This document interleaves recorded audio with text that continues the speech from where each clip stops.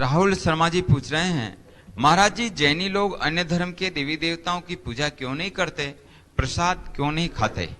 देखिए, जैन धर्म में पूजा उपासना का उद्देश्य है बंदे तद्गुण लब्धे। हे भगवान, मैं आपकी पूजा करता हूँ आपके गुणों की प्राप्ति के लिए। और जैन धर्म में वीतरागता को ही मूल उपास्य माना गया है, वीतराग को उपास्य माना गया है और वीतरागता ही हमारी उपासना का मूल ध्येय है। राग बंधन का कारण है, राग से दुख है, राग से अशांति है, और वीतरागता में सुख है, वीतरागता में शांति है।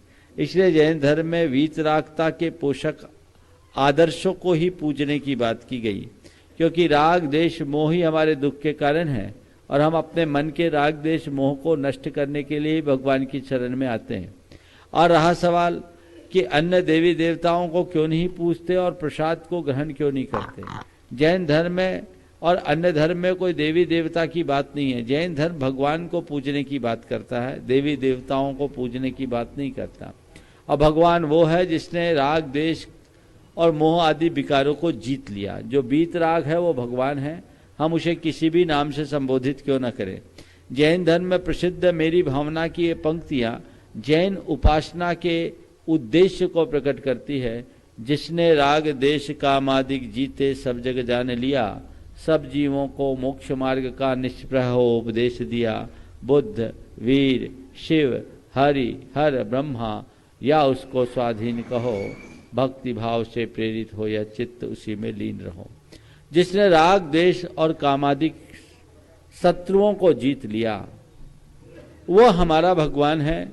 हम उसे किसी भी नाम से पूछे, बुद्ध कहें, वीर कहें, शिव कहें, हरि कहें, हर कहें, ब्रह्मा कहें या अन्य किसी नाम से भी हम उनके उन्हें संबोधें। जैन उपासना का लक्ष्य है वीतरागता। जो वीतराग है, जिसमें राग देश मोह के कोई लक्षण नहीं है, वो हमारे पूज्य है। देवी देवता भी उस वीतरागता की पूजा करते हैं और जैन परंपरा ये बताती है कि मनुष्यों का स्थान देवी देवताओं से ऊंचा है, क्योंकि देवी देवता भी वीतराग भगवान की पूजा अर्चा करते हैं। इसीलिए आपने देखा होगा जैन तीर्थंकरों की प्रतिमा के नीचे इंद्र लोग नमन की मुद्रा में, वंदना मुद्रा में अंकित दिखाई पड़ते हैं, जो ये बताते हैं ये देवी देवता भी वीतराग भगवान की पूजा करते हैं, जो मनुष्य के रूप में दिख रहे हैं। इसलिए मनुष्य का स्थान देवी देवताओं से ऊंचा है।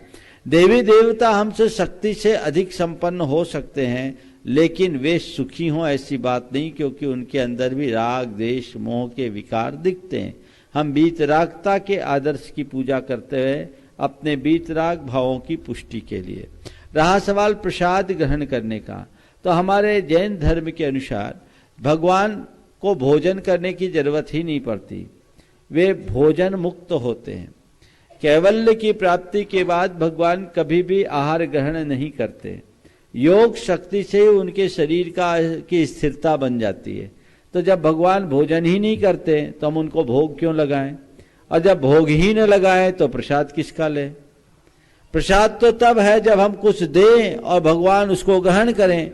जैन धर्म के अनुसार भगवान प्राणातीत है, वे भोजन नहीं लेते, और भोजन नहीं लेते, भोग नहीं होता, तो हम जो भी प्रसाद चढ़ाएं वो प्रसाद कैसे बनेगा, क्योंकि बिना भोग के प्रसाद नहीं होता।